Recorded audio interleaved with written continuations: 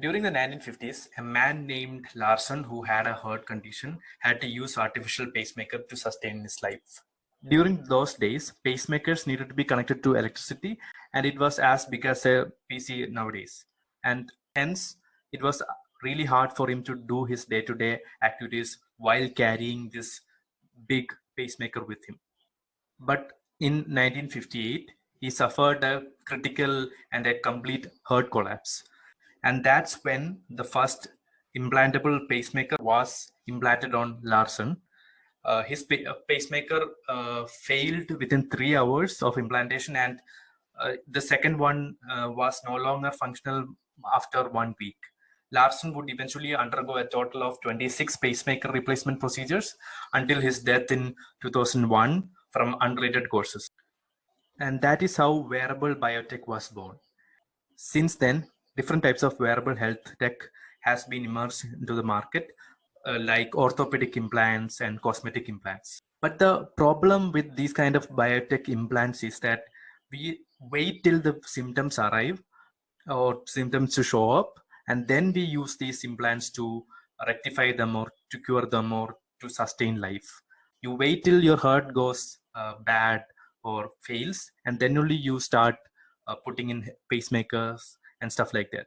So the actual problem that we need to address is that how can we prevent our health issues using implants or wearable tech? And the initial step of addressing this issue was started in September 2009 as Fitbit was launched by James Park and Eric Friedman. In the first day itself, they took 2,000 pre-orders. As they were growing, players like MI, Apple, and Samsung started launching their own fitness watches, which challenged Fitbit's strong start. And eventually, Apple took over the market and Fitbit got acquired by Google. Now, these were the major things that happened in wearable tech till now. Now, skip to 2022 or this year.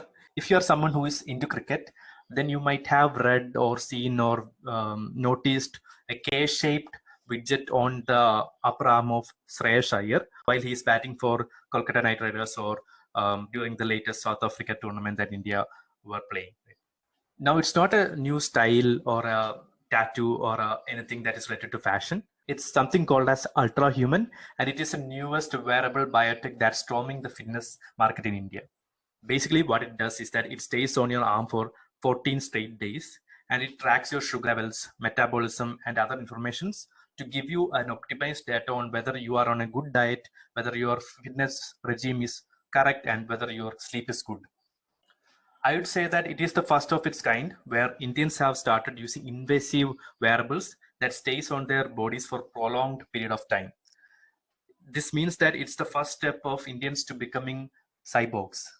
The best thing about this for me is that now I don't need to follow generalized diet tips. I don't want to assume that eating ice cream is bad for me than eating oats. The device is going to show my real-time increase in sugars. So who knows, for my body, ice cream might be producing lower rise in sugar levels than oats. Then I can absolutely eat ice cream without having guilt. To conclude about how the future is going to change due to wearable technology like this, one sentence is enough. Instead of you going to the doctor after finding some symptoms, the doctor will call you and say that, hey, I see something wrong with your health data. You need to book an appointment with me tomorrow, right?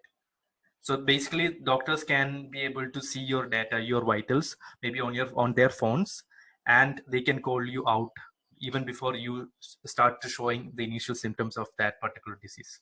But on the other hand, security and privacy is going to be the most critical thing to track, right? A email hack is nothing compared to a body hack, right? Thanks guys. If you loved this video, hit the thumbs up button, drop your opinion on your comments, and I'll be coming up with new videos next week.